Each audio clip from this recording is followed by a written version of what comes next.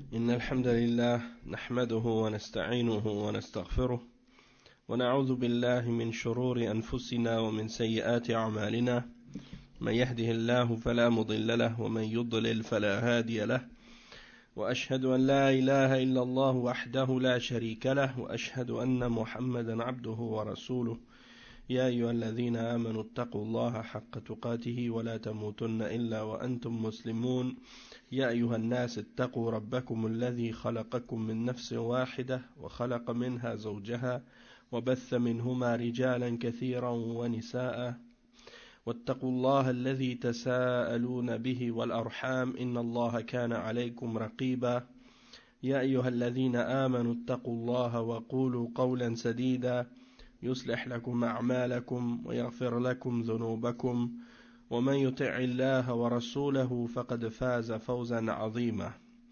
أما بعد إن خير الكلام كلام الله وخير الهدي هدي محمد صلى الله عليه وسلم وإن شر الأمور محدثاتها وكل محدثة بدعة وكل بدعة ضلالة وكل ضلالة في النار أما بعد. Donc on commence aujourd'hui le cours numéro 61 dans l'explication du livre Al-Kaba'ir écrit par le Cheikh Mohammed ibn Abdul Wahhab rahimahullah avec les commentaires de Cheikh Salih Al-Fawzan hafidhahullah ta'ala. Et le Cheikh ici il explique maintenant, on est toujours dans le chapitre qu'on a débuté hier et le titre de ce chapitre c'était le fait d'aider quelqu'un dans un conflit ou dans une dispute, mais de l'aider par ce qui est faux, de l'aider par le faux, injustement, de l'aider dans l'injustice, de l'aider dans le péché, de l'aider dans le fait de falsifier des preuves, falsifier des documents, falsifier des témoignages, toutes sortes de choses comme ça. Tout ce qui a rapport avec le fait d'aider quelqu'un dans un conflit qu'il a avec quelqu'un d'autre, mais de façon injuste et fausse et mensongère. Donc, on a lu les versets hier à ce sujet-là. Maintenant, on va continuer à lire les hadiths maintenant. Et le Cheikh Mohammed ibn Abdul Wahhab, il a cité ici deux hadiths, ou deux narrations d'un hadith. Le premier, c'est, il dit, An ibn Umar radiyallahu anhu marfu'an, Man halat shafa'atuhu duna haddin min hududillah, faqad dadda Allah fi amrihi, wa man khasama fi batilin, wa huwa ya'lamu annahu batil, lam yazal fi sakhatillahi hatta yanzi'. ومن قال في مؤمن ما ليس فيه أسكنه الله ردغة الخبال حتى يخرج مما قال.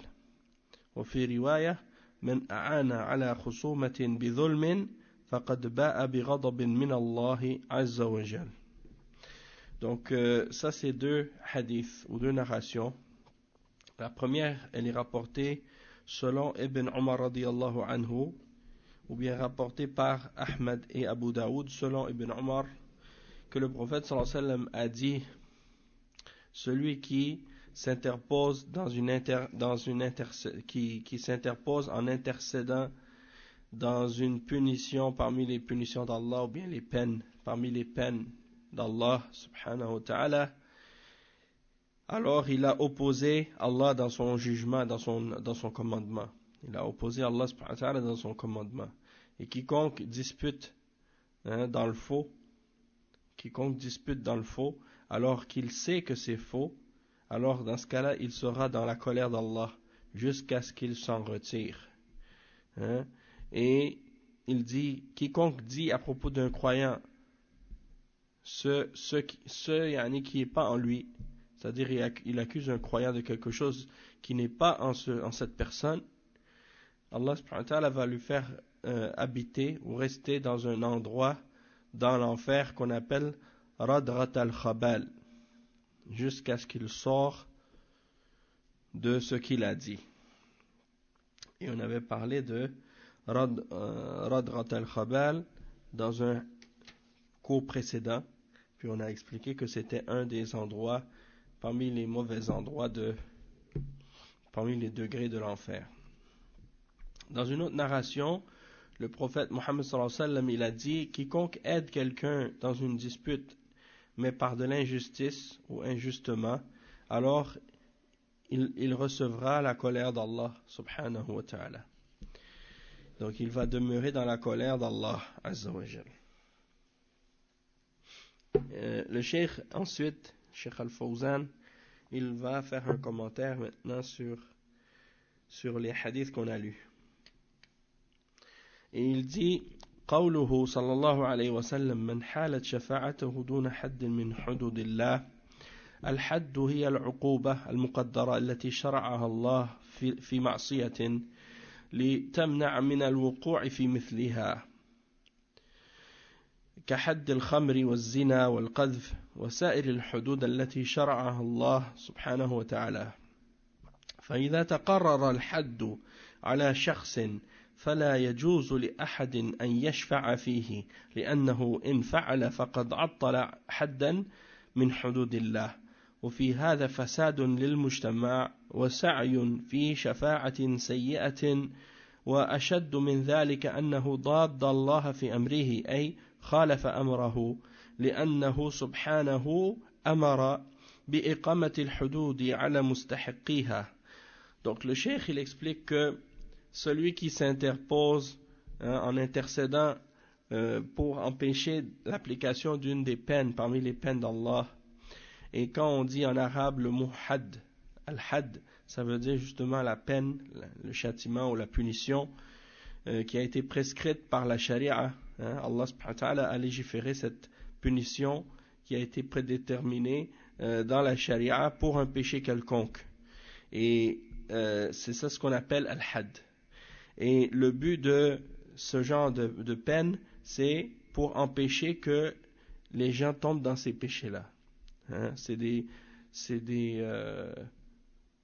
sont des peines ou des châtiments qui sont en même temps préventifs et qui sont en même temps pour faire en sorte que les gens s'écartent et s'éloignent de ces genres de péchés-là. Quand ils voient la punition, ils savent que si ils se font attraper dans ce genre de péché-là, qu'ils risquent ce genre de punition, alors à cause de ça, ils s'en écartent, ils s'en éloignent. Et parmi les exemples que le cheikh a donnés, comme les peines, parmi les peines de la charia, il y a la peine pour la personne qui boit de l'alcool. La peine pour la personne qui est ivrogne, qui est ivre. Et la peine pour ça, on avait dit que c'était 40 coups de fouet, et que Omar ibn al-Khattab avait augmenté la peine par la suite à 80. Naam. Est-ce qu'il faut forcément être sous ou bien celui qui goûte? Non, c'est la personne qui est trouvée ivre. C'est pas juste parce que quelqu'un qui boit de l'alcool, s'il le boit, on ne peut pas le savoir nécessairement, tu vois. Tandis que si la personne est ivre et elle marche dans la rue comme un ivrogne, tu vas savoir que elle est en état d'ivresse, donc tu vas savoir qu'elle a bu de l'alcool. Et justement, je voyais un reportage sur la Russie, subhanallah. La Russie, ouais, il parlait de le fléau de la vodka en Russie. Et franchement, c'était la catastrophe, yani, subhanallah. Donc, c'est un reportage que j'ai trouvé comme ça, par hasard. Et quand j'ai commencé à regarder ça, j'ai vu, yani, subhanallah, à quel point la vodka, puis toutes les autres formes d'alcool commencent à détruire, yani, pas seulement des vies d'individus, mais même des peuples au complet. Hein? Subhanallah. Ah oui, c'est ça, exactement. Des Amérindiens qui ont souffert de ça aussi quand les Français et les Anglais sont arrivés, qu'ils ont amené avec eux de l'alcool pour justement donner ça aux comme on dit, aux aborigènes, les habitants du pays, Puis, une fois qu'ils ont été attachés à l'alcool, dépendants de l'alcool, après, c'était facile pour eux de prendre le pays au complet. Hein? C'était facile pour eux de faire ce qu'ils veulent. Parce que quand tu fais des affaires avec quelqu'un qui est ivre, hein, qui est complètement ivre, ben il n'a pas sa tête, alors il est capable de faire n'importe quoi, il peut te donner n'importe quoi. Hein.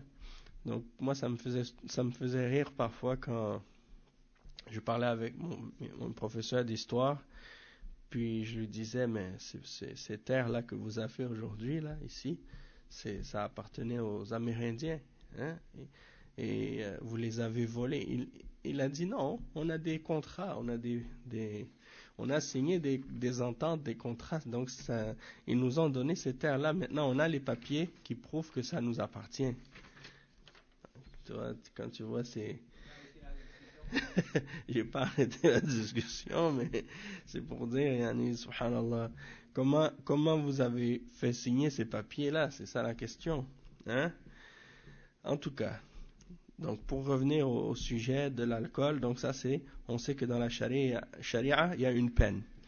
Mais qu'est-ce qui m'a surpris dans ce reportage, c'est que la Russie avant la révolution bolchevique, la révolution communiste, socialiste communiste, les tsars avaient essayé il avait essayé d'interdire la vodka et l'alcool. Ils n'ont pas été capables. Après, quand il y a eu la révolution, la même chose, ils ont essayé de l'interdire, de l'arrêter. Ils n'ont pas été capables. Et donc, à plusieurs moments, ils ont été obligés, quand ils ont essayé de l'arrêter ou de l'interdire, à chaque fois, leur économie a tombé.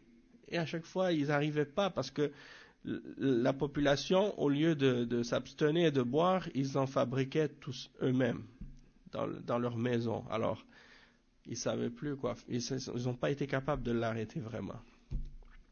Donc, c'est pour dire que dans l'islam, les principes et les règles sont pas uniquement basés sur de la répression et de l'interdiction. C'est basé aussi sur la foi de la personne. Parce que tu peux interdire facilement quelque chose à quelqu'un quand il croit sincèrement au fond de son cœur que cette chose-là elle est interdite. Hein? Et que c'est son créateur qui lui a interdit.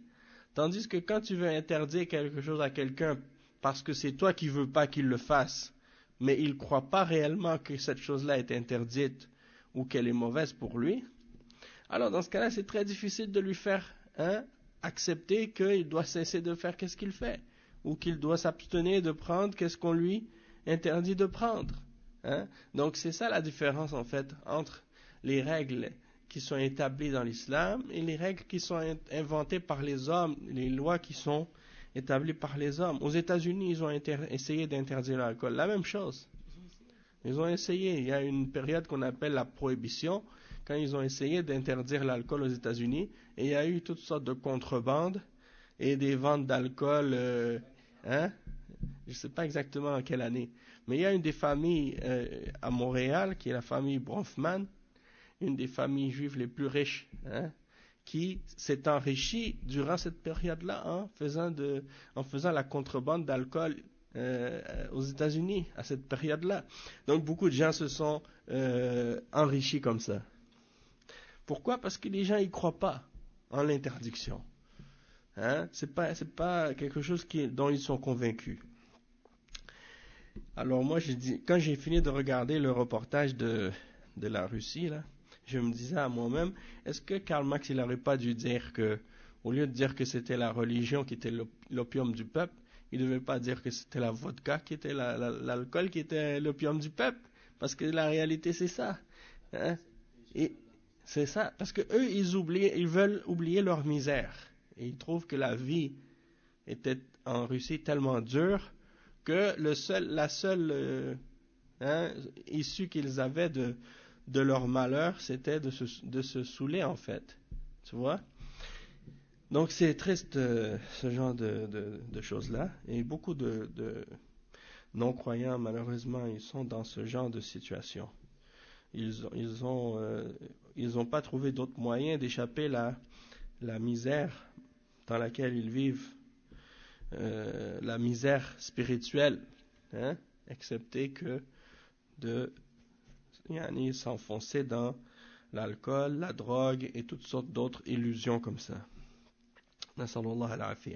Donc il y a aussi la peine pour l'adultère, hein, pour l'adultère et la fornication. Donc ça, il y a des peines spécifiques pour ça dans l'islam. Si c'est la personne qui fait la fornication, on sait que c'est un nombre de coups de fouet. Et pour l'adultère, c'est la lapidation jusqu'à la mort. Et pour la personne qui accuse une autre d'avoir commis l'adultère ou la fornication et qui n'a pas de témoin, n'a pas 4 témoins, c'est 80 coups de fouet. Ok? Donc ça, c'est qu'est-ce qu'on appelle les hudud, les peines établies par Allah subhanahu wa ta'ala dans la charia.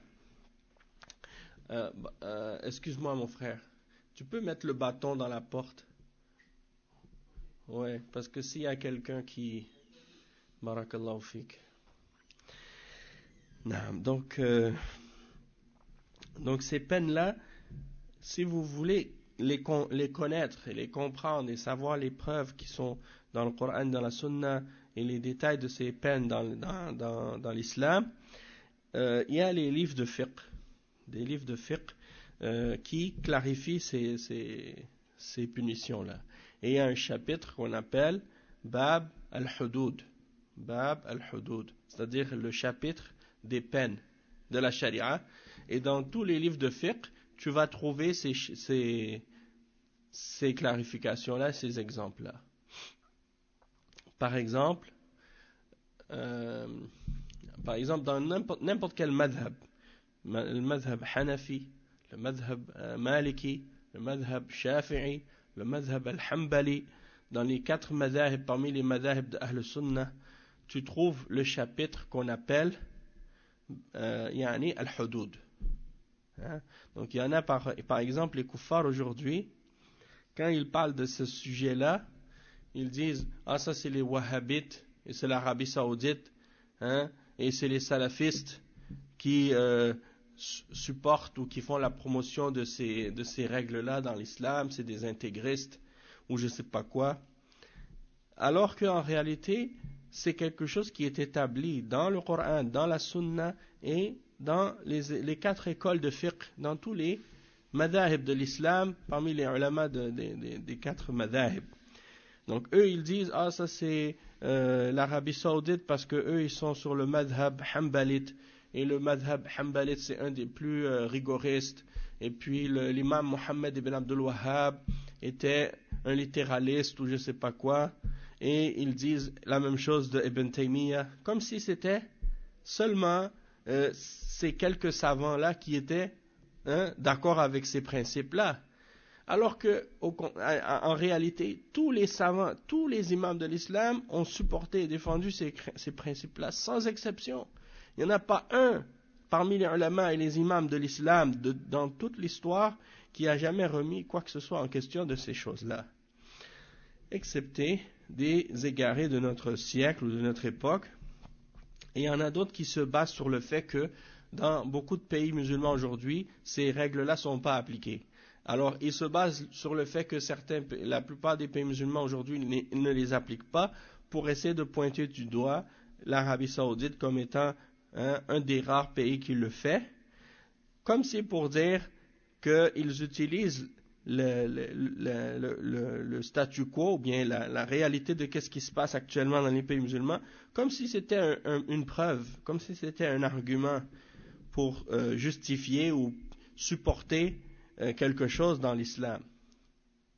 Alors qu'en réalité, c'est pas ça qui détermine qu'est-ce qui fait partie de l'islam ou non et comment l'islam doit être appliqué ou non. C'est-à-dire, c'est pas la pratique des musulmans d'aujourd'hui qui détermine qu'est-ce qui fait partie de l'islam et comment on doit appliquer l'islam. Mais c'est les textes avant tout, le Coran et la Sunna. Et s'il y a un seul pays ou 2 qui pratiquent ces principes-là, eh bien, c'est pas pour critiquer, dans le sens pour dire Ah, mais si c'est juste eux qui le font et les autres le font pas, ça veut dire dans ce cas-là que eux sont des extrémistes. C'est le contraire. En réalité, c'est que si eux, ils sont les rares à le faire, c'est pour dire qu'en réalité, ça devrait être un exemple pour les autres pays musulmans de suivre ce modèle-là et d'adopter les principes et les règles de la charia que les pays musulmans qui appliquent ces règles-là ont appliqué. Parce que en principe et en réalité, tous les pays musulmans, on est tous des frères. Tous les musulmans dans tous les pays, on est des frères. Peu importe nos différences, du moment qu'on est musulman, on est tous des frères dans l'islam. Et on est ordonné par Allah subhanahu wa ta'ala d'être unis dans la foi, dans la croyance, et de s'unir sur la vérité et de s'entraider dans le bien, dans la vérité et dans la piété, et non pas de se critiquer pour s'encourager à ce qui est faux ou s'écarter de ce que Allah a révélé. Donc, ça c'est quelques-unes des peines qui ont été établies par Allah, qui ont été légiférées par Allah subhanahu wa ta'ala. Le cheikh il dit فَإِذَا تَقَرَّرَ. Donc si on a établi que la peine doit être établie sur une personne, si on a établi que une peine doit être établie sur une personne en particulier, après l'avoir jugé, après qu'il soit passé devant le tribunal, devant le juge, et que le juge ait établi les preuves que cette personne est coupable, eh bien, quelqu'un n'a pas le droit de venir par la suite et essayer d'intercéder en la faveur de cette personne pour demander au juge de ne pas appliquer la peine sur la personne. Parce que ce genre d'intercession, c'est quelque chose qui est interdit. Et c'est quelque chose qui ramène du désordre et de la corruption dans la société. Et c'est une intercession qui est mauvaise. Et pire encore, le prophète sallallahu alayhi wa sallam a dit, celui qui s'interpose ou bien essaie de faire en sorte que la peine ne soit pas appliquée sur cette personne, elle a opposé l'ordre d'Allah et son commandement. Parce qu'elle a refusé ou elle s'est objectée à ce que la personne qui mérite ce châtiment le reçoive le châtiment qu'il mérite.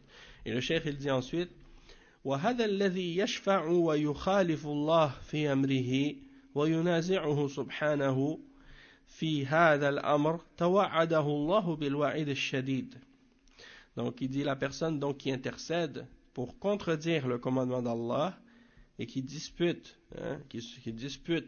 le commandement d'Allah subhanahu wa ta'ala, Allah l'a menacé d'une menace sévère. Il dit فإذا تقررت الحدود وحكم بها القاضي فلا بد من تنفيذها. Donc une fois que les preuves ont été établies, le jugement a été donné et qu'on a décidé d'établir cette peine sur cette personne, le juge il a jugé cela, donc il faut que ce jugement-là soit exécuté. Et il n'est pas permis, il dit ولا يجوز الشفاعة فيها, il n'est pas permis d'intercéder à propos de cette peine. Et il dit فقد سرقت امرأة من بني مخزوم على عهد النبي صلى الله عليه وسلم فأمر النبي صلى الله عليه وسلم بقطع يدها وشق ذلك على أهلها فذهبوا إلى أسامة بن زيد رضي الله عنه حب رسول الله صلى الله عليه وسلم وطلبوا منه أن يشفع لهم عنده صلى الله عليه وسلم بأن لا تقطع يدها. حينها تكلم النبي صلى الله عليه وسلم وغضب غضبا شديدا وقال أتشفع في حد من حدود الله؟ إلى أن قال ويم الله لو أن فاطمة بنت محمد سرقت لقطعت يدها. فالشاهد أن النبي صلى الله عليه وسلم غضب على أسامة مع أنه يحبه ويحب أباه بسبب أنه شفع في حد من حدود الله وأنكر عليه وأقسم وهو الصادق المصدوق أنه لا يحابي أحدا في حدود الله حتى ابنته فاطمة لو سرقت لقطع يدها ولا يشفع لها كونها ابنة رسول الله أو ابنة لرسول الله صلى الله عليه وسلم فهو القائل في الحديث نفسه إنما أهلك الذين من قبلكم أو الذين قبلكم أنهم كانوا إذا سرق فيهم الشريف تركوه وإذا سرق فيهم الضعيف أقاموا عليه الحد. Donc le cheikh il raconte maintenant le hadith de qu'est-ce qu'on a parlé hier pendant le cours. Et il explique qu'il y avait une femme de Bani Makhzoum, la tribu de Makhzoum, qui est une des tribus nobles de Quraysh. Et une femme de cette tribu donc avait volé à l'époque du prophète sallallahu alayhi wa sallam, et le prophète sallallahu alayhi wa sallam a ordonné que sa main soit coupée. Et cette chose-là a été dure pour sa famille. Ils avaient de la misère à accepter ça. Alors ils sont allés voir Oussama ibn Zayd. Et Oussama, c'est le fils de Zayd ibn al-Harith. Et le prophète sallallahu alayhi wa sallam, il aimait beaucoup Zayd, même qu'avant l'islam, les gens le considéraient presque comme le fils adoptif du prophète Mohammed sallallahu alayhi wa sallam. Et c'est juste que par la suite, lorsque Allah subhanahu wa ta'ala a révélé le verset pour interdire que on appelle quelqu'un qui est un fils adoptif notre fils, donc on l'appelait plus le fils de Mohammed sallallahu alayhi wa sallam par la suite. Mais c'est pour dire il l'aimait beaucoup. Et Zayd radiyallahu anhu a eu un fils qui s'appelait Oussama et il aimait beaucoup Oussama aussi. Et donc les gens de cette famille ont su que, étant donné que le prophète sallallahu alayhi wa sallam aimait Oussama, ils ont dit si on va aller voir Oussama, on va lui demander à Oussama de parler au prophète Mohammed sallallahu alayhi wa sallam pour nous et d'intercéder pour qu'il n'applique pas la peine de couper la main de cette femme. Et qu'est-ce qu'il a fait? Oussama, il est parti voir le prophète sallallahu alayhi wa sallam, puis là, il lui a demandé de ne pas couper la main de cette femme. Alors, quand il a parlé au prophète sallallahu alayhi wa sallam, le prophète sallallahu alayhi wa sallam s'est mis en colère, une grande colère. Et il a dit, est-ce que tu veux intercéder dans une des peines, parmi les peines d'Allah, jusqu'à ce qu'ils disent, par Allah, même si c'était ma propre fille, Fatima, la fille de Mohammed qui avait volé, je lui aurais coupé la main. Et donc, qu'est-ce qu'on veut tirer de ce hadith? C'est que le prophète Mohammed sallallahu alayhi wa sallam, il s'est mis en colère contre Oussama ibn Zayd. Malgré que c'est quelqu'un qu'il aimait, et il aimait son père aussi. Mais il était en colère contre lui. Pourquoi? Parce qu'il a intercédé dans une des peines, parmi les peines d'Allah, subhanahu wa ta'ala. Et donc, il l'a critiqué, il l'a condamné d'avoir fait ça. Et il a juré par Allah, alors qu'il est le véridique, celui qui ment pas, et celui qu'on croit quand il parle. Il n'a pas besoin de jurer quand il parle, mais il a juré quand même. C'est pour dire comment il était sérieux dans ce qu'il a dit, et il ne parle pas pour... c'est-à-dire, il voulait montrer que, pour lui, il n'y a pas de sentiment ou de question de lien de parenté ou quoi que ce soit dans les applications des peines. Il a dit donc que même si ma propre fille Fatima elle volait, je lui couperais la main. Et il n'accepte pas l'intercession pour sa propre fille. Alors, même le fait qu'elle soit sa fille, la fille du messager d'Allah sallallahu alayhi wa sallam, ça ne peut pas la protéger ou la sauver dans l'application de cette peine.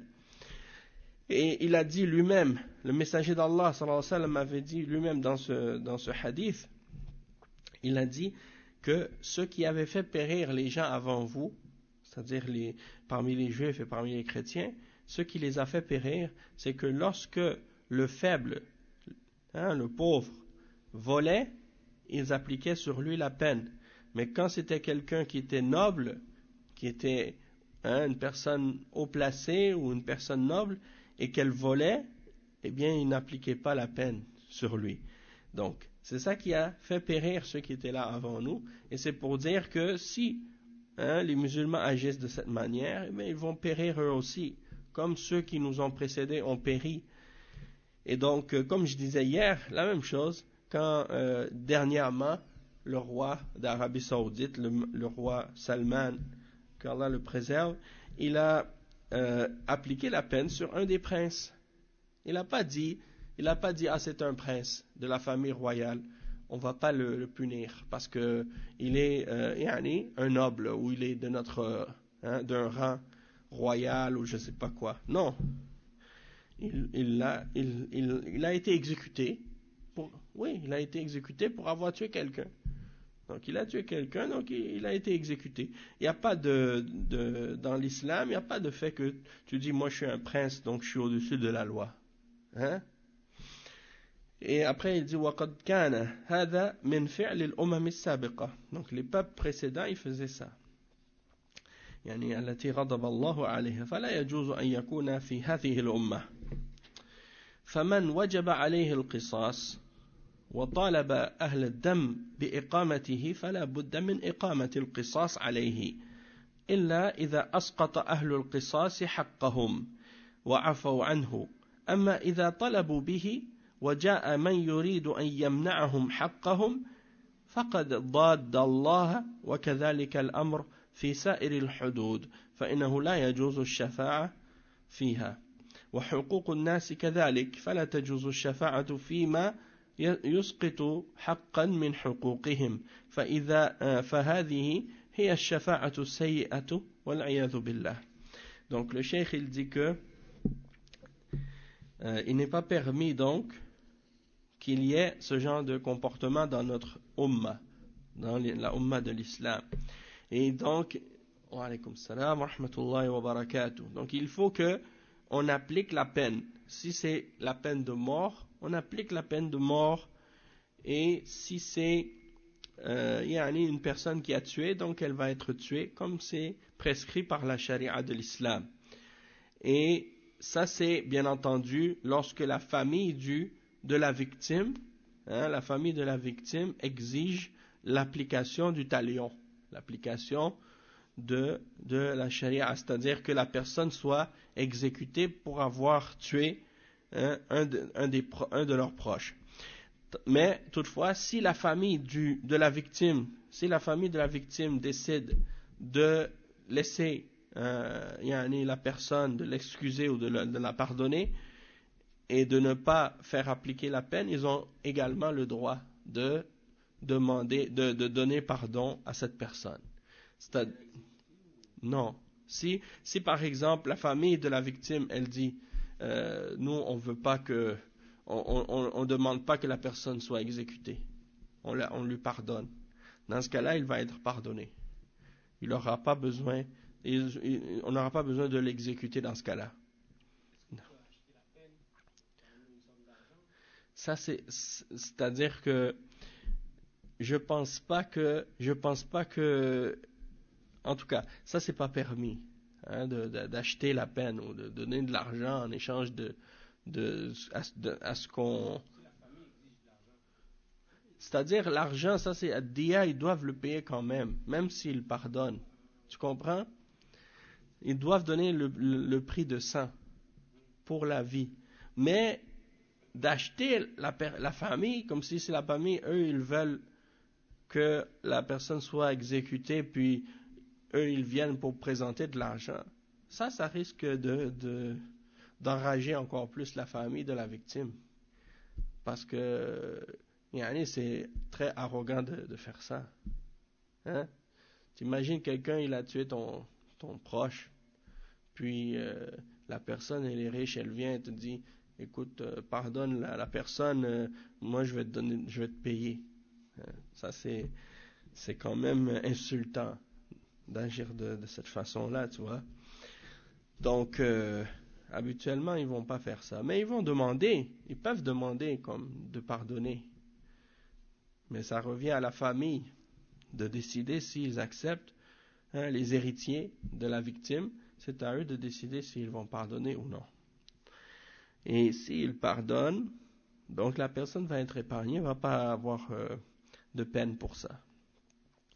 Il dit, mais bien entendu, c'est pas dans toutes les punitions, pour tous les crimes qu'on peut pardonner la personne.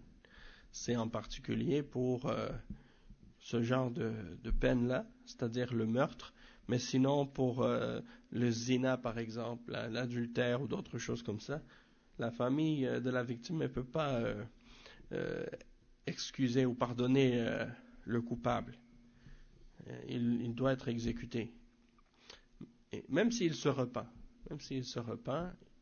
Une fois qu'on l'a attrapé, qu'on a jugé, qu'on a les preuves et tout, il doit être exécuté dans ce cas-là. Le cheikh, il dit ensuite que, donc c'est ça, yuridu an yamna'ahum haqqahum. Donc il dit, donc c'est ça, si la famille demande que la peine soit établie, alors dans ce cas-là, elle doit être établie. Et si quelqu'un vient pour empêcher cette peine-là, dans ce cas-là, c'est comme il a opposé le jugement d'Allah subhanahu wa ta'ala. Et c'est la même chose pour les autres peines aussi, pas seulement pour le meurtre, mais pour les autres, dans le sens que on n'a pas le droit d'intercéder pour faire tomber le verdict ou l'application. Et il dit, et les droits des gens, c'est la même chose. Tu ne dois pas intercéder pour faire tomber un droit parmi les droits qui appartient à quelqu'un d'autre. Et donc ça fait partie des intercessions mauvaises. Voilà, yadhu billah. Après, il explique l'autre hadith. Il dit وقوله صلى الله عليه وسلم في حديث ابن عمر رضي الله عنهما ومن خاصم في باطل وهو يعلم أنه باطل وهذا محل الشاهد في الحديث أن من خاصم في باطل أو أعان في الخصومة في الباطل فقد أتى إثما عظيما وهذا فيما إن كان يعلم أنه باطل أما إن كان مجتهدا ولا يدري أنه باطل فهو غير مؤاخذ ولكن إذا علم فإنه لم يزل في سخط الله أي لم يزل الله ساخطا عليه وهذا فيه وصف لله سبحانه وتعالى بأنه يسخط ويغضب ولكن ليس كسخط المخلوقين وإنما هو سخط وغضب يليق بجلاله فهو من صفات الله تعالى. Donc le cheikh il dit que Abdullah ibn Umar radiyallahu anhuma, il rapporte que le prophète Mohammed sallallahu alayhi wa sallam a dit, celui qui dispute dans le faux, il dispute, il a un conflit ou une dispute ou une argumentation, un conflit avec quelqu'un et qu'il argumente dans le faux ou qu'il utilise des faux arguments, ou bien des choses, des preuves, des témoins qui mentent, ou des documents ou des preuves falsifiées, alors qu'il sait que c'est faux, alors dans ce cas-là, il est dans la colère d'Allah, et il restera dans la colère d'Allah, jusqu'à ce qu'il cesse. Il dit ça, c'est dans le cas où la personne le sait, c'est-à-dire elle va aider quelqu'un dans le faux, et elle va aider quelqu'un mais avec des moyens qui sont injustes et mensongers. Dans ce cas-là, elle est dans le péché, elle est dans la colère d'Allah. Mais si elle ignore que c'est faux, dans ce cas-là, on ne peut pas dire que dans ce cas-là, elle sera prise pour compte. C'est-à-dire, elle ne sera pas punie pour quelque chose qu'elle ignorait. Mais si la personne, elle était au courant et elle savait que c'était faux, puis qu'elle l'a utilisé quand même comme argument ou comme preuve, alors dans ce cas-là, elle sera dans la colère d'Allah. Et le cheikh, il dit que ça, c'est une description, un attribut d'Allah, le fait qu'on dise qu'il a comme attribut le fait de se mettre en colère, le fait d'être en colère, et que ce n'est pas une colère qui est comme celle des créatures, mais c'est une colère et un courroux qui convient à sa majesté et à sa grandeur et à sa perfection. Et donc, ce n'est pas comparable aux attributs des créatures. Après, le cheikh il dit وَقَوْلُهُ حَتَّى يَنْزِعَ عَنْهُ أي يترك وينتهي عن مخاصمته وذلك بأن يتوب منه ويستحل من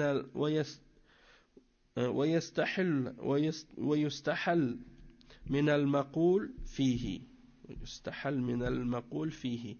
Donc il dit jusqu'à ce qu'il s'en retire, c'est-à-dire qu'il cesse de disputer dans le faux et d'utiliser le mensonge et des choses de ce genre, c'est-à-dire jusqu'à ce qu'il s'en repente et qu'il revienne de ce qu'il a dit dans le faux. Il dit وقوله صلى الله عليه وسلم من قال في مؤمن ما ليس فيه المسلم له حرمة كما قال صلى الله عليه وسلم إن دماءكم وأموالكم وأعراضكم حرام عليكم كحرمة يومكم هذا في شهركم هذا وفي بلدكم هذا فمن تكلم في عرض أخيه وسبه وشتمه أو اغتابه أو خونه أو قال له يا فاسق أو يا فاجر أو يا عدو الله أو قذفه بفاحشة فإن الله يحبسه في ردغة الخبال أي في النار والعياذ بالله. وقد سبق بيان المراد بردغة الخبال نعم في باب ما جاء في البهتان. يعني وفي هذا عقوبة شديدة حتى ينزع عن ذلك يعني أن يستمسح من المظلوم الذي تكلم فيه. ومن ذلك أيضا الوشاية بالمؤمنين عند الحكام وذوي شأن بغير حق فهذا مما يستوجب الوعيد الشديد. Donc le cheikh il dit celui qui par la suite le prophète Mohammed sallallahu alayhi wa sallam a dit celui qui dit à propos d'un croyant ce qui n'est pas en lui, c'est-à-dire il va dire à propos de quelqu'un des choses et ces choses-là elles ne sont pas présentes chez cette personne. Donc c'est comme s'il a menti sur quelqu'un. Donc celui qui ment sur un musulman, sur un croyant, et le cheikh il explique que ça c'est pour faire comprendre que le musulman il est sacré pour un autre musulman. Et quand on dit qu'il est sacré, c'est comme c'est mentionné dans le hadith rapporté par Al-Bukhari et Muslim, dans lequel il dit que vos sangs, c'est-à-dire vos vies, vos biens et vos honneurs sont sacrés les uns pour les autres. De la même manière que ce jour-ci est sacré, que ce mois-ci est sacré, et que cet endroit-ci, cette ville-ci est sacrée. Et donc, il veut dire que vos sangs, vos vies, vos biens et vos honneurs, tout ça c'est sacré pour vous, comme le jour d'Arafat, comme le mois de Dhul Hijjah et comme la Mecque. Le musulman, il est aussi sacré pour son frère que ces choses-là. Après, le cheikh il dit فَمَنْ تَكَلَّمَ فِي عِرْضِ أَخِيهِ وَسَبَّهُ وَشَتَمَهُ أَوْ اغْتَابَهُ أَوْ خَوَّنَهُ. Donc celui qui parle à propos de l'honneur de son frère, qui l'insulte, qui parle dans son dos, ou qui le trahit, wa alaykum salam wa rahmatullah, ou qui lui dit ô toi le pervers, ô toi le pécheur, ô toi l'ennemi d'Allah, ou qui l'accuse d'une perversité, Allah va l'emprisonner dans un endroit de l'enfer qui s'appelle Radghat al-Khabal. Radghat al-Khabal, et on en avait, comme j'ai dit tout à l'heure, on en avait parlé tout à l'heure. Pas tout à l'heure, mais au dernier cours. Pas au dernier cours, mais dans les cours passés. Je me rappelle que c'est dans le chapitre de la calomnie. Donc, c'est un des endroits, parmi les endroits de l'enfer. Après, qu'est-ce qu'il dit le cheikh? Il dit que c'est un endroit donc dans l'enfer et c'est un châtiment sévère. Et la personne, elle va durer dans ce châtiment, dans ce châtiment jusqu'à ce qu'elle elle va être châtiée là-dedans, dans cet endroit-là, dans l'enfer. Et il dit que Allah va être en colère avec cette personne jusqu'à ce qu'il s'en retire.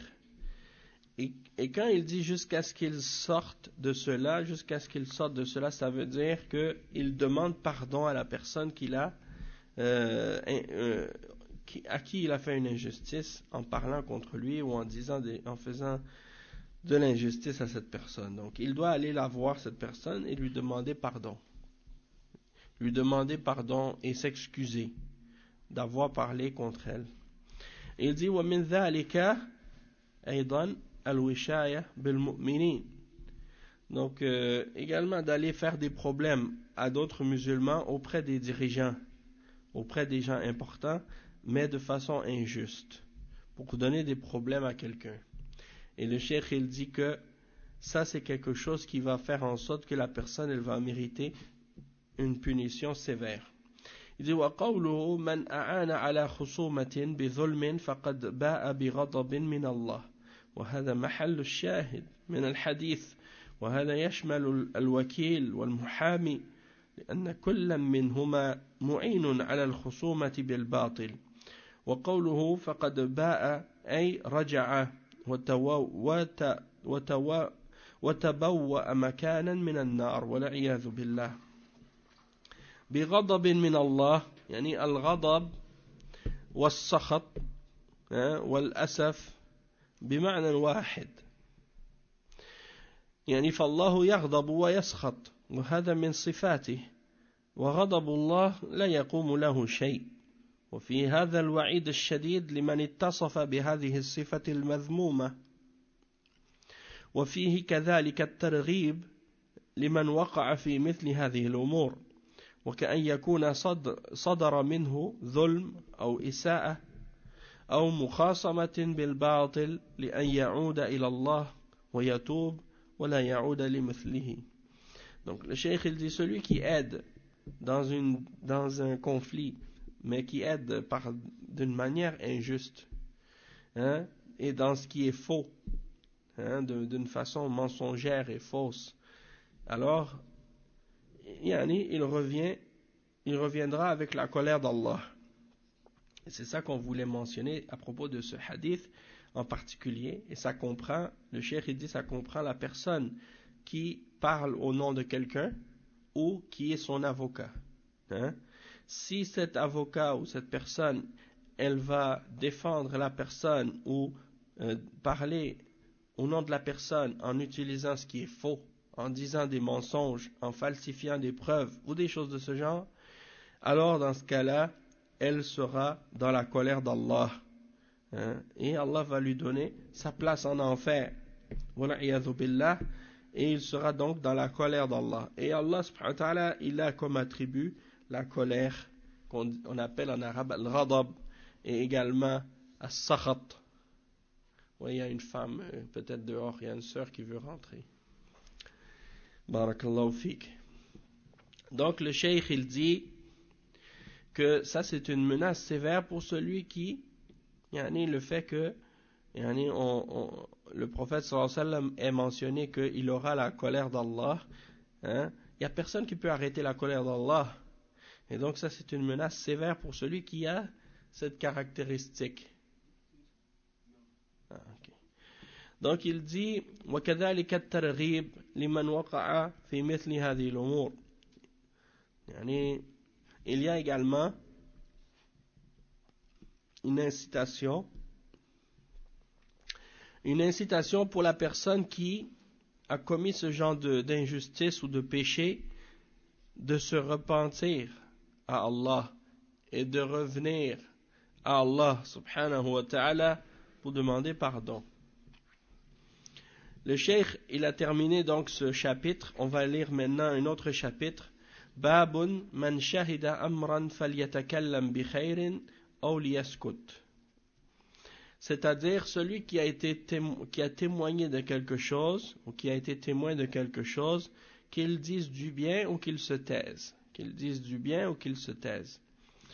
Le cheikh il dit عن أبي هريرة رضي الله عنه مرفوعا من كان يؤمن بالله واليوم الآخر فإذا شهد أمرا فليتكلم بخير أو ليسكت رواه مسلم. Le cheikh il dit donc que c'est rapporté selon Abu Huraira radiyallahu anhu. Il dit que l'imam, donc c'est par l'imam Muslim, il dit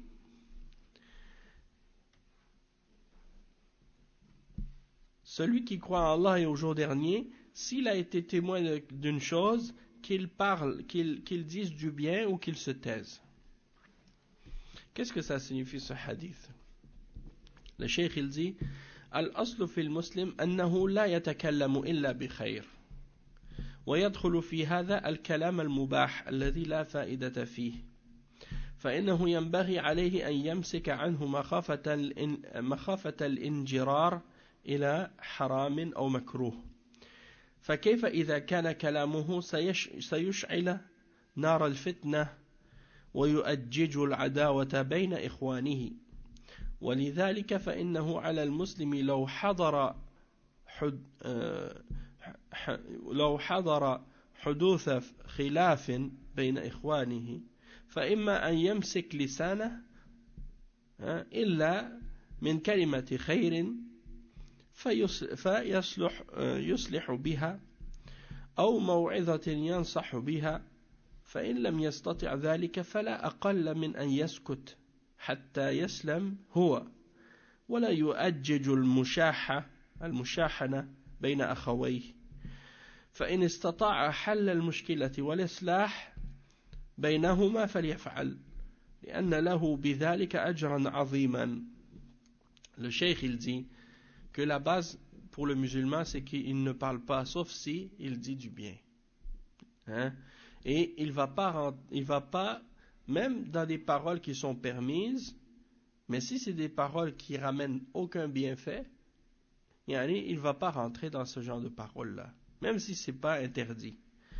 Mais il dit qu'il faut que le musulman il se retienne justement de ces genres de paroles inutiles dans la crainte ou par crainte de ne pas justement se laisser aller vers qu'est-ce qui est haram ou détestable. Il dit comment par exemple, que dire par la suite donc d'une parole qui risquerait d'allumer le feu de la fitna et des problèmes et d'attiser l'animosité entre ses frères. Et donc ça c'est lorsque le musulman par exemple il est témoin de quelque chose, d'un conflit ou d'une dispute entre deux musulmans ou entre plusieurs musulmans et il a vu donc qu'est-ce qui s'est passé et donc il va par la suite essayer de faire de la réconciliation en disant une bonne parole ou une exhortation pour donner le bon conseil. Mais s'il n'est pas capable de faire ça, dans ce cas-là, il se tait pour être lui-même épargné des problèmes. Il ne va pas rentrer dans le conflit puis commencer à dire des choses qu'il a vues pour allumer encore plus le feu de la dispute et du conflit qu'il y a entre ces frères-là. Parce que c'est pas correct pour le musulman d'agir de cette façon et d'être responsable de ce genre de conflit-là. Donc celui qui n'est pas capable de régler le problème, qu'il se taise. S'il est capable de régler le problème et de faire de la réconciliation entre les frères, dans ce cas-là, il le fait. Mais sinon, s'il n'est pas capable, alors qu'il se taise. Et il dit وَجَاءَ فِي حَدِيثٍ آخَرٍ مَنْ كَانَ يُؤْمِنُ بِاللَّهِ وَالْيَوْمِ الْآخِرِ فَلْيَقُلْ خَيْرًا أَوْ لِيَصْمُتْ. Dans un autre hadith, le prophète sallallahu alayhi wa sallam a dit celui qui croit en Allah et au jour dernier, qu'il dise du bien ou qu'il se taise. Et il dit فَإِنْ كَانَ الْكَلَامُ فِيهِ خَيْرٌ تَكَلَّمَ بِهِ وَإِنْ لَمْ يَكُنْ فِيهِ خَيْرٌ وَكَانَ فِيهِ فِتْنَةٌ فَعَلَيْهِ أَنْ يَصْمُتْ ولا يشارك فيما يحدث من خصومات أو مشادات. Donc le cheikh il dit, donc si la parole elle va ramener du bien, s'il y a du bien dans la parole, il va le dire, il va parler. Mais sinon, si la parole qu'il va dire, il n'y a pas de bien dedans, et que ça va créer de la fitna, et des problèmes, des conflits, alors il se tait. Et il ne participe pas donc dans ce qui va ramener plus de conflits, plus de problèmes. Donc ça c'est très très important. Parce qu'il y a des gens qui aiment ça parfois de se mêler des affaires qui ne les regardent même pas de toute façon. Il y a un hadith du prophète sallallahu alayhi wa sallam qui dit Na min husni islam al-mar' tarkuhu ma la yani, c'est-à-dire parmi les choses qui font partie d'un bon islam pour une personne, c'est-à-dire que son islam va être meilleur, va être bon, c'est qu'il ne se mêle pas de ce qui ne le regarde pas. Donc le musulman, il ne rentre pas dans qu'est-ce qui lui regardent pas, qu'est-ce qui le regarde pas. Il se mêle pas des affaires qui lui regardent pas. Et le cheikh, il dit dans un autre chapitre, ce chapitre-là est un peu plus long. D'accord. Attends, il est quelle heure? 6h10. Ok, on a encore le temps. Donc le cheikh, il dit Babun ma yahdharu min al-kalam fil fitan. Donc, qu'est-ce que tu dois faire attention vis-à-vis qu'est-ce qui a été dit sur le fait de faire attention de parler dans les fitan. Fitan, c'est le pluriel de fitna. Fitna, c'est un mot qui peut vouloir dire beaucoup de choses, selon le sujet, selon le contexte, mais en général, c'est quelque chose de négatif. Soit que c'est la tentation, soit que c'est les problèmes, soit c'est les conflits, les désordres, il y a toutes sortes de choses comme ça. D'accord? Donc c'est souvent employé ça peut aussi vouloir dire l'épreuve, le test. Mais ici, dans le contexte de ce chapitre, c'est surtout le fait de qu'est-ce qui cause des problèmes et du trouble, hein, et des conflits. Donc il dit, il faut pas parler dans les situations quand il y a des conflits, quand il y a des fitanes. Il rapporte à ce sujet quelques hadiths. Il dit عن ابن عمر رضي الله عنهما مرفوعا ستكون فتنة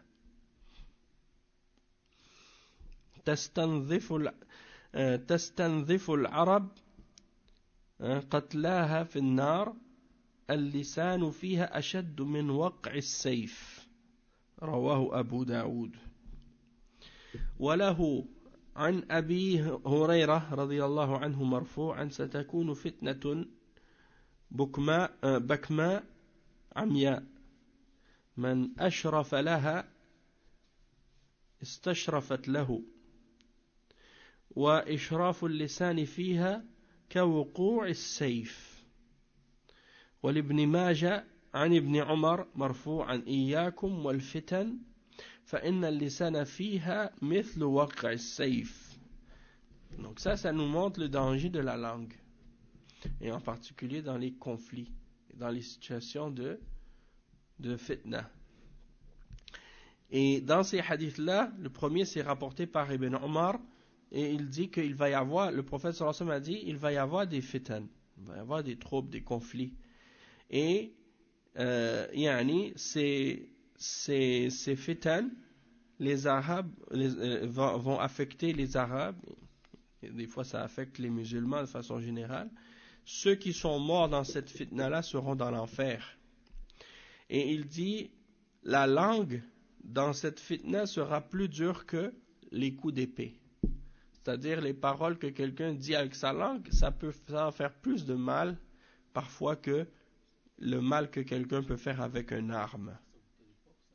Ça c'est à toutes les époques. C'est pas spécifique à une époque. À chaque moment qu'il y aura des fitan, il faut se rappeler de ce hadith-là. Ceux qui meurent dedans, c'est-à-dire quand il y a des conflits dans des pays musulmans, entre les musulmans, puis que les musulmans ils sont en train de s'entretuer, hein, c'est des situations comme qu'est-ce qu'on vit maintenant dans les pays musulmans, ça fait partie des fitan. Et de combattre dans cette situation-là, même le prophète sallallahu alayhi wa sallam, il a interdit ça. Et même il a dit, lorsque vous avez des fitan, restez chez vous dans vos maisons et barrez les portes, hein, ne sortez pas, pour éviter justement de rentrer dans ces conflits-là. Peut-être que toi tu vas être pris dans la fitna, tu vas te faire tuer, ou bien tu vas être forcé de tuer quelqu'un d'autre parmi les musulmans. Donc ça c'est pas permis, donc il faut s'écarter de ce genre de situation-là. Et parfois, qu'est-ce que tu peux dire avec ta langue, ça peut avoir plus encore d'effets négatifs que l'arme. Comme il dit aussi dans l'autre hadith après qui est rapporté par Abu Daoud aussi, selon Abu Hurayra radiyallahu anhu, il dit que le messager d'Allah sallallahu alayhi wa sallam a dit, il va y avoir des fitna, qui sont muettes et aveugles, hein? Muettes et aveugles. Celui qui se présente dans cette fitna, hein, eh bien, elle va lui être comme, il va être attiré dedans, pour tomber dedans. C'est comme si, il va rentrer dans la fitna, puis la fitna va complètement l'absorber. Et il dit que la langue dans cette fitna-là va être plus dure que les coups d'épée parfois. Et c'est rapporté également selon Ibn Majah, selon Ibn Omar, que Ibn Omar a dit, que le prophète sallallahu alayhi wa sallam a dit, prenez garde à la fitna, car la langue dedans, elle est plus, elle est comme le coup d'épée. Le cheikh, il explique, il dit, al-fitan jam'u fitna. Le mot fitan, c'est le pluriel de fitna.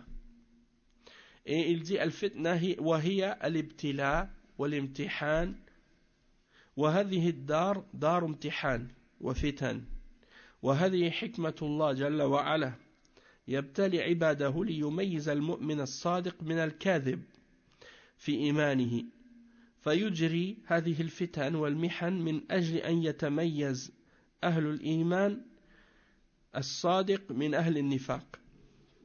Le cheikh, il explique que les fitan, les troubles, que le mot fitna, ça peut vouloir dire, comme on a dit, les épreuves et les tests et les difficultés, les problèmes. À la base, le mot fitna, on l'utilise pour expliquer lorsque on veut purifier un métal, comme de l'or. Quand on trouve de l'or brut dans la terre, il est rempli d'impuretés. Donc, qu'est-ce qu'on fait? On le brûle, on le fait fondre, on le nettoie de ses impuretés. Ça, qu'est-ce que ça s'appelle? En arabe, on dit futinat al-dhahab. Pour dire que on l'a brûlé, on l'a fondu, on l'a passé au feu pour la purifier. Et donc, c'est de là que vient l'expression ou l'utilisation du terme fitna. C'est comme une épreuve. C'est comme un test. Et en général, quand on sort d'une épreuve, on en sort purifié. Et c'est Allah subhanahu wa ta'ala qui purifie, qui met ses serviteurs à l'épreuve pour les tester. Et les teste par toutes sortes de problèmes, par toutes sortes de situations difficiles, pour voir et pour distinguer entre le serviteur qui est sincère et celui qui est menteur, celui qui est un vrai croyant et celui qui est un hypocrite. Donc ça fait partie de la sagesse d'Allah, qu'il y ait ce genre d'épreuve-là, pour voir comment on réagit. Parce que sinon, dans la vie de tous les jours, quand tout va bien, quand il n'y a pas d'épreuve, c'est très facile de dire qu'on est croyant. Mais quand il y a des épreuves et des difficultés, c'est là qu'on voit la réalité par la suite. Est-ce qu'on est réellement croyant ou non? Est-ce qu'on est vraiment sincère envers Allah ou non? Et c'est ça, en fait, la raison pour laquelle Allah subhanahu wa ta'ala nous met à l'épreuve. Et il dit أحسب الناس أن يتركوا أن يقولوا آمنا وهم لا يفتنون ولقد فتنا الذين من قبلهم فليعلمن الله الذين صدقوا وليعلمن الكاذبين. Est-ce que les hommes pensent qu'on va les laisser dire nous croyons et qu'ils ne seront pas éprouvés? Et nous avons certes éprouvé ceux qui étaient avant eux pour savoir qui d'entre eux était véridique et qui d'entre eux était menteur.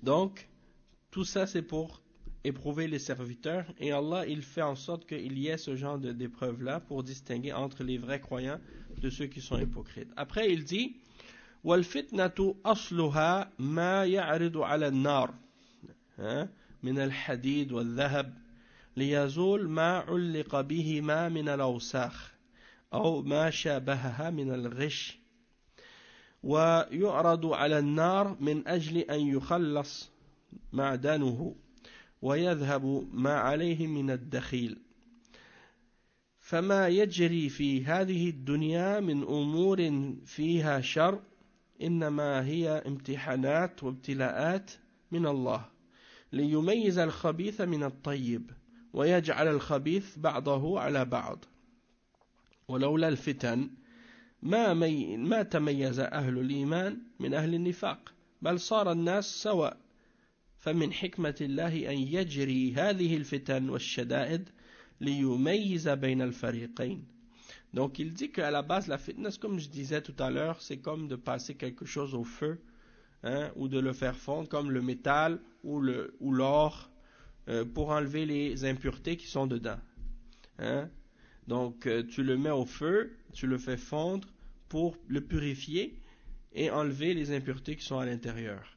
Et donc c'est un peu comme ça quand on parle de la fitna pour les êtres humains. Allah subhanahu wa ta'ala, il nous éprouve dans des choses qui sont mauvaises, parfois des épreuves, des choses qui sont dures pour nous, des tests pour distinguer le mauvais du bon et pour qu'ils réunissent le mauvais ensemble, hein, les uns avec les autres, et pour qu'on puisse savoir qui sont les vrais croyants, les gens de la foi et les gens de l'hypocrisie.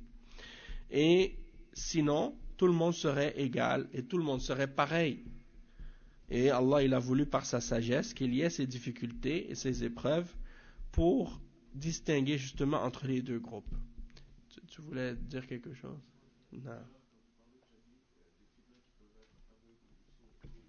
Non. C'est-à-dire que des épreuves dans lesquelles on voit pas la vérité et le faux. On ne peut pas distinguer facilement qui a raison et qui a tort.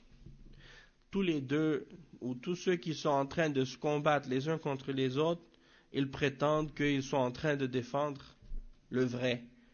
Et ils ont de la misère à savoir qui a raison, qui a tort là-dedans.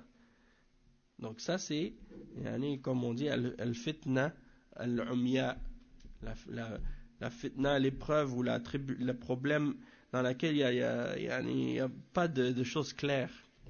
Aussi on dit parfois rayat ammiya, rayatin ammiya, c'est-à-dire une bannière aveugle. Les bannières aveugles dans le sens que on ne sait pas pourquoi on est en train de combattre et c'est quoi le but, pour quelle raison on a soulevé ces bannières. Chacun il appelle à quelque chose de différent, puis on ne sait pas réellement pourquoi ils se combattent. Donc c'est ça les fitan. Et le prophète sallallahu alayhi wa sallam a interdit donc de rentrer là-dedans.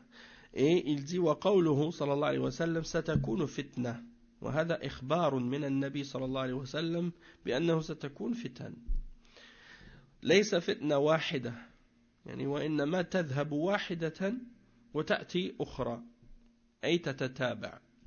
Donc le cheikh explique que le prophète sallallahu alayhi wa sallam dit il y aura des fitna, il y aura une fitna. Et dans un autre hadith il dit aussi qu'il y aura des fitan au pluriel. Donc, c'est pas une seule fitna qu'il y aura, il y a plusieurs fitna. Et chaque fois qu'il y en a une qui s'en va, il y en a une autre qui arrive. C'est comme les vagues, même dans un hadith ça dit, comme les vagues de la mer. Chaque fois qu'il y en a une qui vient, elle s'en va, tu dis bon ça y est maintenant j'ai été sauvé, et là il y en a une autre qui revient tout de suite après. Hein? Et même dans le hadith, ça dit, hein, c'est celle-là qui arrive, celle-là, ça va être ma fin. Hein? Et elle vient, puis elle s'en va. Donc, t'as pas été touché. Là, l'autre qui s'en vient dire, ah, celle-là, ça y est. Après celle-là, je vais être fini. Donc, on demande à Allah subhanahu wa ta'ala tout le temps de nous préserver, de nous protéger des fitan. Des fois, il y a des fitan que les gens voient pas. Les gens, ils les voient pas. Mais ils sont là. Et des fois, il y en a, alhamdoulilah, Allah il a épargné certaines personnes de certaines fitnas. Et que d'autres sont, moi je me rappelle, il y a des fitans qui sont arrivés dans certains pays, et d'autres musulmans dans d'autres pays, ils n'ont pas été touchés par cette fitna. Hein? Tandis que dans d'autres endroits, hein, ils sont en train de se dévorer. Comme actuellement dans certains pays. Ouais, des fois ça peut être dans une ville et dans l'autre il n'y a rien. C'est ça, dans les pays comme par exemple tu vois en Libye ou en Yémen ou en Syrie, ça vient dans un pays, puis l'autre il est épargné. puis après ça va être un autre pays, puis après ça va être un autre. Il n'y a pas une fitna qui s'éteint quelque part, excepté qu'il y en a une autre qui s'allume à un autre endroit. Donc ça finit jamais, les fitnas c'est continuel. Hein? Et le cheikh il dit وقوله تستنظف العرب أي تستوعبهم هلاكا والعرب خاصة لأنهم هم الذين حملهم الله هذا الدين وهذه الرسالة وأنزل القرآن بلغتهم وبعث النبي صلى الله عليه وسلم منهم فكان الواجب عليهم أن ينشروا هذا الدين وأن يدعوا إلى الله تعالى ويجاهدوا في سبيله فإذا قعدوا عن ذلك وتقاعسوا سلط الله عليهم الفتن التي تأتي عليهم جميعا. Donc le cheikh il dit que ces épreuves et ces fitan, elles vont toucher les Arabes par une perdition en particulier. Pourquoi? Parce que c'est eux à qui Allah a donné la responsabilité de porter cette religion-là. Et c'est dans leur langue que le Coran a été révélé. Et c'est parmi eux que le messager sallallahu alayhi wa sallam a été suscité et envoyé en premier. Et donc c'était de leur obligation de propager cette religion en premier et d'inviter l'humanité à l'accepter et de lutter dans le sentier d'Allah subhanahu wa ta'ala. Mais lorsqu'ils se sont assis et qu'ils ont laissé faire les choses, Allah subhanahu wa ta'ala a fait tomber sur eux toutes ces épreuves et ces tribulations qui tombent sur tous les musulmans en général par la suite. Après il dit وَقَوْلُهُ قَتْلَاهُمْ فِي النَّارِ لأن هؤلاء القتلى هم الذين سببوا هذه الفتن وأوقدوها وشاركوا في إذكائها فإذا قتلوا استحقوا عذاب جهنم لأن قتلهم كان وعليكم السلام ورحمة الله لأن قتلهم كان بسبب إشعالهم الفتن وأما الذي يبتعد عنها وينزه لسانه ويده فإنه يسلم. Donc le cheikh il dit ceux qui vont être des victimes et qui vont être tués ou qui vont tuer quelqu'un pendant cette épreuve, pendant ces tribulations et pendant ces conflits-là, ils seront en enfer. Quand il y a des conflits dans les pays musulmans et quand il y a des épreuves et des tribulations dans les pays musulmans et que les musulmans ils commencent à s'entretuer entre eux et à se tuer les uns les autres, et c'est comme dans le hadith du prophète sallallahu alayhi wa sallam dans lequel il dit quand deux musulmans s'affrontent avec leur épée, celui qui tue et celui qui se fait tuer, les deux sont dans l'enfer. Et le prophète sallallahu alayhi wa sallam, quand il a dit ça, les sahaba ont posé la question au messager d'Allah. On comprend que celui qui a tué soit en enfer pour son péché. Mais pourquoi celui qui a été tué, lui aussi, il va être en enfer? Il a dit parce qu'il était, déterminé à tuer son frère lui aussi. C'est-à-dire que c'était soit qu'il se faisait tuer ou qu'il allait tuer l'autre. Et c'est pas lui qui a réussi à le tuer, c'est l'autre qui l'a tué. Donc, à cause de son intention de tuer son frère lui aussi, les deux sont dans l'enfer. Ça ne veut pas dire qu'ils ne sont pas musulmans. Ça veut juste dire qu'ils sont des musulmans qui commettent un grand péché et qui méritent l'enfer pour ce péché-là. Le cheikh il explique donc que ceux qui vont être en train de se battre dans ces genres de situations-là et dans cette fitane, comme c'est qu'est-ce qui se passe parfois dans les pays musulmans, les musulmans qui se tuent les uns les autres, dans différents pays, il y a 4 ou 5 groupes différents qui sont en train de combattre en même temps, et les 5 ils prétendent qu'ils sont en train de combattre pour l'islam, pour la vérité, pour la justice, pour établir la charia. Et pourtant, ils sont tous en train de s'entretuer les uns les autres. Ça, c'est des situations dans lesquelles la bannière, elle est aveugle. On ne sait pas de quelle partie on fait, est-ce que quelle partie a raison, quelle partie n'a pas raison. Et dans des situations comme ça, on n'a pas le droit de rentrer. On n'a pas le droit de se mêler de ça. On n'a pas le droit de rentrer dans ces situations-là. Et même à l'époque, quand il y avait des fitan dans le passé, il y a beaucoup d'entre les sahaba qui ont refusé de se mettre avec un parti ou avec l'autre. Eux, ils se sont écartés complètement. Ils ont dit non, moi je rentre pas là-dedans. Et je veux pas faire couler le sang d'un musulman. Et les autres qui sont rentrés parmi les sahaba, par exemple, dans ce genre de conflit, ils sont rentrés par ijtihad. C'est-à-dire, ils sont rentrés parce que, ce sont des savants, ce sont des ulama parmi les sahaba, et ils ont fait un ijtihad dans le fait qu'ils ont essayé d'atteindre la position qui leur semblait être la vérité. Et même s'ils ont eu tort dans leur position, Allah va les récompenser quand même, et ils seront pardonnés pour ces erreurs-là parce qu'ils ont été des mujtahidin. Et le prophète Mohammed sallallahu alayhi wa sallam a dit إِذَا اجْتَهَدَ الْحَاكِمُ فَأَصَابَ فَلَهُ أَجْرَانِ وَإِذَا أَخْطَأَ فَلَهُ أَجْرٌ وَاحِدٌ. C'est-à-dire, si le dirigeant ou le juge ou le savant, quand il fait une fatwa ou quand il prend une position et qu'il a raison dans sa position, il a la vérité, il aura 2 récompenses. Mais s'il se trompe, il aura une récompense au lieu de 2. Et il sera pardonné pour son erreur.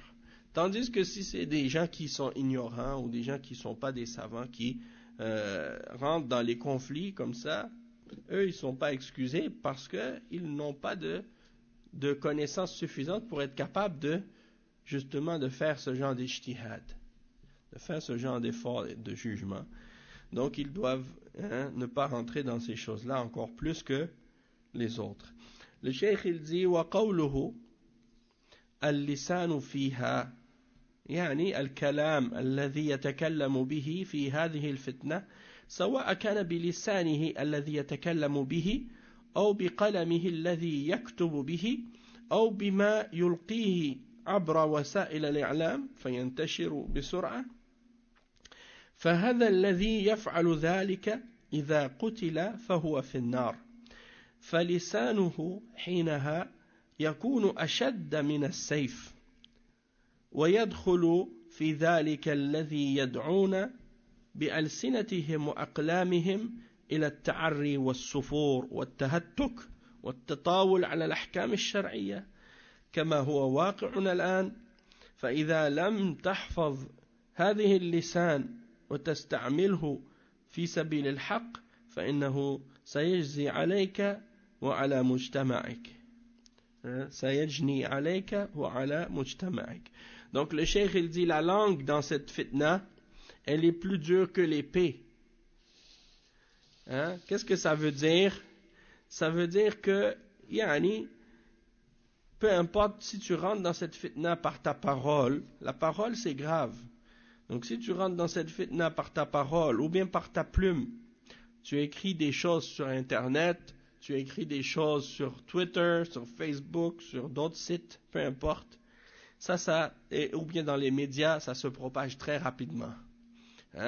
Puis, des fois, une seule parole que tu écris, ça prend pas de temps et ça fait le tour du monde. Tu peux, comme on dit, enflammer la toile, comme on dit. Quand ils disent que un tweet ou bien un message ou une vidéo est devenu viral, dans le sens que c'est multiplié de façon, les vues ont été multipliées, les écoutes et les gens ont partagé ça de façon exponentielle, tellement qu'ils ont partagé ça, c'est des millions et des millions de vues. Et tout ça, ça a créé des gros problèmes. Des fois, tu vois même des hommes politiques ou des gens importants qui tweetent un petit message, de rien du tout, mais ça a un impact négatif dans le monde. Et en quelques secondes, cette parole-là, elle a fait le tour du monde. Regarde à côté, je pense qu'il y a quelque chose là. Ouais. Amène-le pour voir. Ah, ok, c'est à toi? Ah, c'est à toi, ok. Barakallahu fik. Donc, il faut faire attention à ça. Et il dit, dans ce genre de fitna, et dans ce genre de situation, la personne qui va être tuée sera dans l'enfer. À cause de sa langue. Hein? Et la langue, dans des cas comme ça, elle peut être plus dure que l'épée. Et on voit qu'il y en a qui rentrent comme ça avec leur langue et leur plume.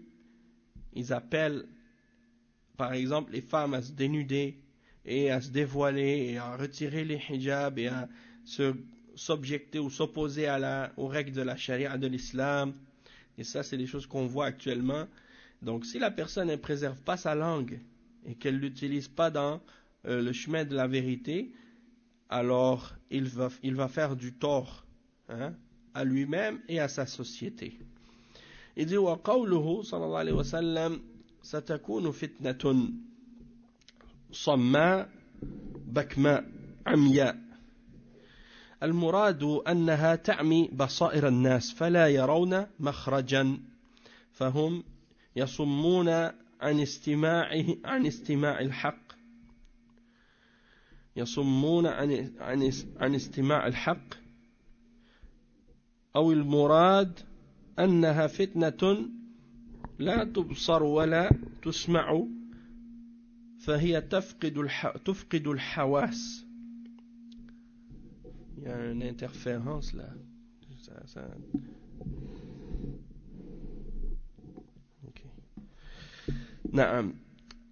Après il dit le cheikh تفقد الحواس ولهذا فإن أصحابها لا يسمعون ولا يتكلمون بخير ولا ينظرون إلى ما فيه مصلحة الناس وإنما يصرون على نشر هذه الفتن دون تراجع أو قبول للنصيحة ولو نظرنا إلى واقع الناس اليوم لوجدنا أن هذا الحديث ينطبق عليهم فأهل الفتن لا يقبل أهلها مناصحة وإنما هم مندفعون في شرهم سادرون في غيهم. Donc le cheikh il dit qu'il y aura le prophète sallallahu alayhi wa sallam, quand il dit qu'il y aura des tribulations et des épreuves aveugles, sourds et muettes, c'est-à-dire qu'elles vont rendre les gens aveugles de façon à ce qu'ils ne voient plus d'issue, hein, de cette épreuve-là. Et donc ils ne vont pas être capables d'entendre la vérité. Et il dit également, ou bien ça peut vouloir dire également, une fitna dans laquelle on ne voit pas ni on entend, et on perd nos sens, hein, on perd les sens. Et donc, les gens qui sont dans cette fitna-là, ils n'entendent pas, hein, ils n'entendent pas, ils ne veulent pas entendre, en d'autres mots, ils ne veulent pas entendre, et ils ne disent pas du bien, et ils ne regardent pas qu'est-ce qui est bien pour les gens. Ils persistent à propager et à diffuser les problèmes et les conflits sans vouloir revenir sur leur position et sans vouloir accepter le bon conseil. Et si on regarde la réalité de qu'est-ce qui se passe aujourd'hui chez les gens, eh bien on peut comprendre que ça s'applique à beaucoup de monde. Que les gens de la fitna, c'est rare qu'ils acceptent le bon conseil. Ils veulent uniquement s'enfoncer, s'entêter dans leur mal et leur aveuglement. Après le cheikh il dit وقوله من أشرف لها استشرفت له أي من تطلع عليها جرته لنفسها فلا يكون الخلاص منها إلا في البعد عنها. Donc il dit celui qui se présente dans cette fitna et rentre dedans, elle va l'attirer encore plus, hein, vers elle. Et il n'y a pas de moyen de s'en échapper de cette fitna, excepté en restant loin d'elle. Hein, excepté si tu restes loin d'elle. Il dit وقوله إشراف اللسان فيها أي إطالته بالكلام يعني والخوض فيها كوقوع السيف في الحروب بل هو أشد لأن اللسان إذا ضرب قتل أو جرح واحدا السيف إذا ضرب قتل أو جرح واحدا أما اللسان يصيب بأذاه خلقا كثيرا. Le cheikh il dit que celui qui laisse aller sa langue dans cette fitna, en commençant à rentrer dans la parole et dans ces histoires, il y en a des conflits, des problèmes, il dit c'est comme frapper avec l'épée dans la guerre. Il dit même que c'est plus grave que ça, car il dit l'épée, tu frappes une personne à la fois, ou bien tu blesses une personne, tandis qu'avec ta langue, tu peux frapper et blesser plein de gens en même temps. Tu peux faire du tort à plusieurs personnes et à un grand nombre de personnes. Il dit ومن هنا فإنه من الواجب على المسلم وقت الفتن أن يتكلم بالحق ويبين ذلك الحق فإن لم يكن عنده مقدرة على الكلام أو كانت عنده تلك المقدرة لكنه منع من ذلك فعليه أن يسكت وإن استطاع تكلم بخير من أجل وأد الفتنة في مهدها.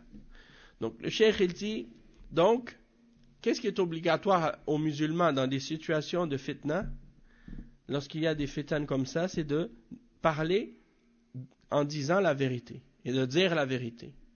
Donc si le musulman il a la capacité et qu'il est en mesure de clarifier la vérité et qu'il connaît lui-même la vérité, il est capable de l'expliquer, dans ce cas-là c'est une obligation pour lui de le faire. Mais s'il n'a pas la capacité de l'expliquer, ou bien qu'on l'a empêché de parler et qu'il n'est pas en mesure donc de le faire, dans ce cas-là il doit se taire. Et s'il est capable de parler en disant du bien et dans le but d'éteindre cette fitna dans son berceau, alors dans ce cas-là il le fait. Wa alaykum salam wa rahmatullah. وقوله وإياكم والفتن فإن اللسان فيها كوقع السيف كلمة إياك فيها تحذير وقوله الفتن منصوب يعني على التحذير والمراد احذر الفتن والمشاركة في إيقادها ونشرها باللسان. Donc quand le prophète sallallahu alayhi wa sallam dit إياكم والفتن, إياكم c'est une parole qui a comme signification l'avertissement. Donc le إياكم, إياك, إياكم, c'est comme un avertissement ici. Et comme par exemple إياك والفتن, إياكم والفتن. Donc ça c'est pour avertir contre quelque chose. Et ici c'est contre les fitan. Et qu'est-ce qu'on veut dire? C'est de rester à l'écart de ces fitan et de ne pas la propager avec ta langue. Des fois il y a des gens, malheureusement à notre époque, surtout les jeunes, ils entendent quelque chose qui a rapport avec la fitna, qu'est-ce qui se passe. Ça peut être une fitna dans la religion, ça peut être une fitna dans la dunya, ça peut être une fitna dans plusieurs questions, dans plusieurs domaines. Et eux, depuis qu'ils apprennent quelque chose à propos d'une fitna, ils veulent absolument le dire à tout le monde. Et ils veulent partager ça à tout le monde. Mais c'est comme, comment je pourrais dire, c'est comme quelqu'un qui a une maladie contagieuse. Quelqu'un qui est malade ou qui a la grippe, on va dire, quelqu'un qui a la grippe. Qu'est-ce que tu fais quand tu as la grippe? Le mieux que tu peux faire, c'est de faire en sorte que tu ne vas pas transmettre ça à tout le monde, pour que tu le limites le plus possible à toi-même ou au moins de personnes possible. Tu ne vas pas aller en plein milieu de tout le monde, puis tu commences à éternuer sur eux, puis à donner la main à tout le monde, puis commencer à... vous comprenez? Donc la fitna, c'est un peu comme ça, en fait. C'est que tu dois essayer de comme on dit, la limiter. le plus possible et de ne pas la faire propager encore plus. C'est comme un virus, yani. Donc, comme on dit, il faut l'entourer pour qu'elle soit le plus possible moins en contact avec le moins de personnes.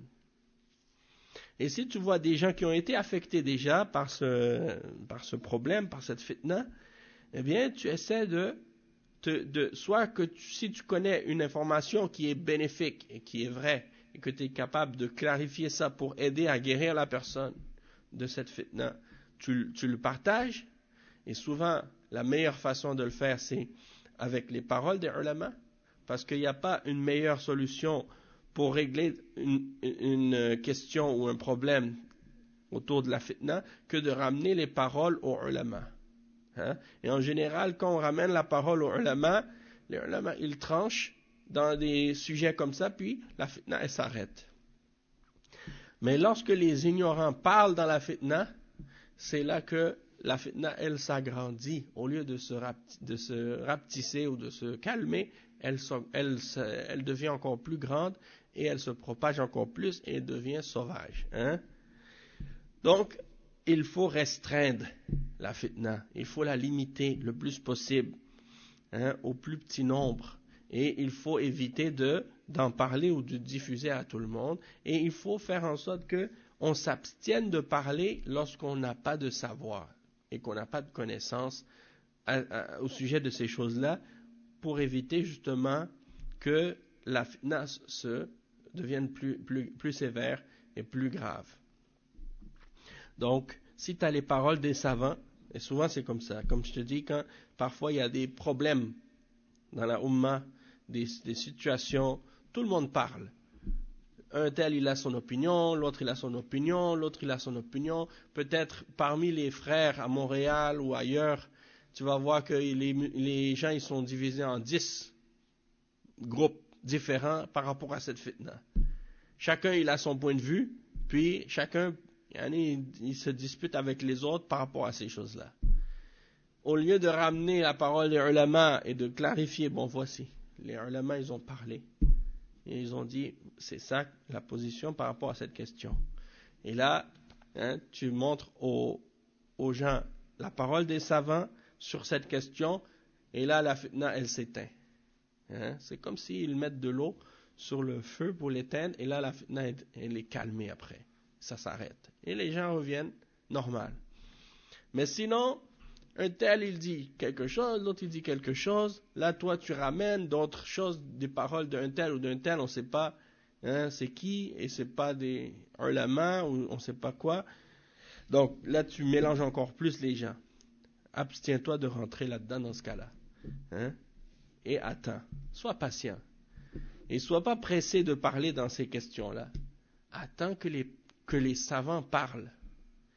Si tu vois qu'il y a un problème quelque part dans le monde, que ce soit un problème politique, un problème dans la religion, ou peu importe, précipite-toi pas ne te précipite pas à en parler et à mettre ton nez dans cette histoire et à vouloir dire ton point de vue ou ton opinion dans cette histoire. Non, retiens ta langue et sois patient. Attends quelques jours, attends quelques semaines, attends quelques mois. Tu vas voir que les savants, ils vont clarifier l'affaire. Tu vas voir que les paroles des savants, tôt ou tard, vont sortir et que la chose va être clarifiée. Mets-toi pas en avant des savants qui parlent dans ces questions-là. Ces choses-là, c'est pour les hommes de science à en parler. Et il y a un verset dans Surat Al-Imran, je crois, à ce sujet-là, hein, qui dit, dans lequel Allah subhanahu wa ta'ala, il dit,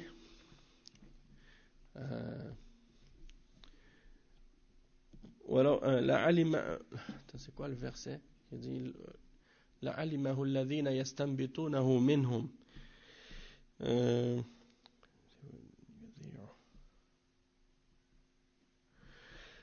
verset ça dit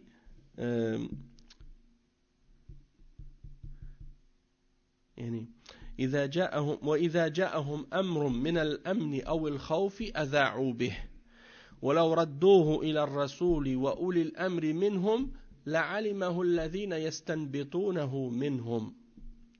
Ça Ça veut dire, lorsqu'ils entendent une parole qui concerne la sécurité ou la peur ou la crainte, ils le diffusent.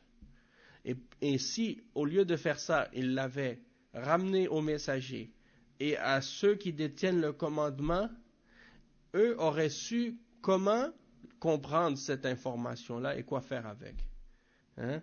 Donc, c'est pour dire que quand il y a des problèmes ou des conflits, tu vas pas diffuser les problèmes à tout le monde et en parler de façon générale, de dire ça partout et de le propager et de le diffuser. Tu le ramènes aux hommes de science, tu le ramènes aux savants de l'islam. Et eux, ils vont t'expliquer comment gérer cette information-là et quoi faire avec. C'est ça. Demande aux hommes de science si tu ne sais pas. Hein? Comme Allah il le dit dans le Coran. Aussi, des fois, il y a des informations. Le commun des musulmans, même si tu lui donnes cette information-là, il ne va pas être capable de la gérer. Il ne va pas être capable de rien faire avec. Hein, ou de ramener rien de plus à son sujet. Mais tu la ramènes aux autorités ou aux gens qui ont un pouvoir, une autorité. Eux, ils ont le pouvoir de changer les choses et de faire quelque chose avec. C'est comme par exemple aujourd'hui, qu'est-ce qu'ils font souvent les gens? Ils font par exemple des documentaires ou des émissions pour dénoncer certaines choses qui se passent dans le domaine de l'alimentation, dans le domaine de ci, dans le domaine de ça. Et là, toi, tu vois ces reportages-là, ils te montrent que, par exemple, il y a les compagnies pharmaceutiques qui produisent des trucs et qui donnent des choses à la population, ou bien des pesticides qui sont utilisés pour les légumes et les fruits, puis là, c'est comme, tu écoutes ce documentaire-là, puis quand tu as fini, après tu dis, mais qu'est-ce que je vais faire? Hein? Est-ce que je suis capable, moi, de changer quelque chose dans ces choses-là? Mais, toi, tu ne peux pas toute seule faire quelque chose. Mais, ceux qui ont le pouvoir de changer quelque chose dans ces choses-là, c'est les gens qui ont des positions de décision et qui sont capables de prendre des positions pour faire changer ces choses-là. Mais le commun des citoyens, le commun des gens, ne peut rien faire à ces choses-là. C'est pour ça que des fois, tu te demandes mais pourquoi ils diffusent ces informations-là? Pourquoi ils diffusent ces choses-là parmi les gens? Et on en a parlé de ça dans les cours précédents. Donc on va s'arrêter ici.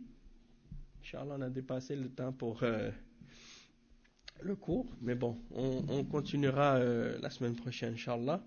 Subhanakallah wa bihamdika ashhadu an la ilaha illa anta astaghfiruka wa atubu ilayk.